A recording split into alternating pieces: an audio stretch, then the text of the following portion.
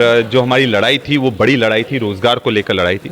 13 तारीख को हमने एक बड़ा आंदोलन करा था, उसके बाद हमारी गिरफ्तारी हुई थी, हम जेल भी गए थे 3 लोग, कुलदीप में पुष्पिन।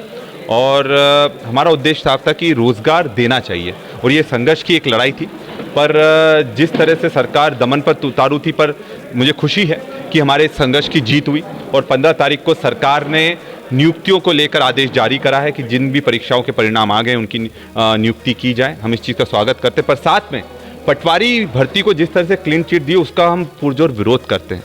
और ये अपने आप में सोचने वाली बात है कि जिस तरह से जब टॉप 10 में अगर कोई विद्यार्थी जो चयन होता है उसको अगर ये तक नहीं मालूम पटवारी को कि मध्य प्रदेश की राजधानी क्या है, तो ये अपने आप में सवाल नहीं, ये पूरा का पूरी एक गाथा है। और सबको मालूम है कि इसमें ज़बरदस्त भ्रष्टाचार हुआ है। आप हाईकोर्ट में तथ्य पेश नहीं करोगे तो हाईकोर्ट निर्णय आपके पक्ष में देगा। आप अगर सबूतों को मिटाओगे तो निर्णय आपके पक्ष में आएगा। पर ये जनता जानती, युवा जानते, जो 13 लाख लोगों ने जो ये परीक्षा दी थी वो जानते हैं कि उनके साथ जबरदस्त ठगी हुई है। और सिर्फ टॉप 10 में बीजेपी के विधायक के कॉलेज के लोग कैसे आ गए? मैं भी कॉम्पिटिटिव एग्जाम से निकला हूँ, डॉक्टर हूँ, सर्जन हूँ, मैं समझता हूँ एक ही कॉलेज के कभी नहीं आते हैं टॉप 10 में।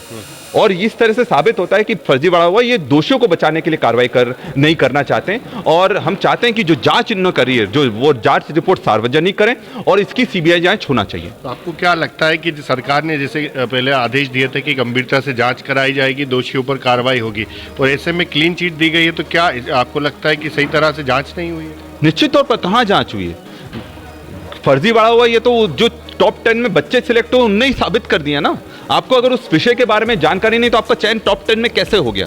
ये सबसे बड़ा सवाल है। और सरकार को अपनी छवि को अगर बचाना है तो निश्चित तौर पर इसमें बड़ी कार्रवाई करना चाहिए ताकि आने वाली परीक्षाओं में इस तरह की घटना दोहराई नहीं जा सके। अच्छा, आपने प्रेस कॉन्फ्रेंस करके एक आरोप भी लगाया कि जब आपको जेल से रिहा करा गया तो अचानक रात को ऐसे ही छोड़ दिया गया बिना किसी को जानकारी दिए, जान का भी खतरा बता रहे हैं? निश्चित तौर पर देखिए, ये एक सुरक्षा में बहुत बड़ी चूक है कि एक विधायक को, एक यूथ कांग्रेस के प्रदेश अध्यक्ष को पहले तो कोई सूचना नहीं दी गई, बस बुलाया गया कि आपको बस रिहा कर रहे हैं। हमने तो जमानत नहीं ली थी, हमने तो मुचलका नहीं भरा था।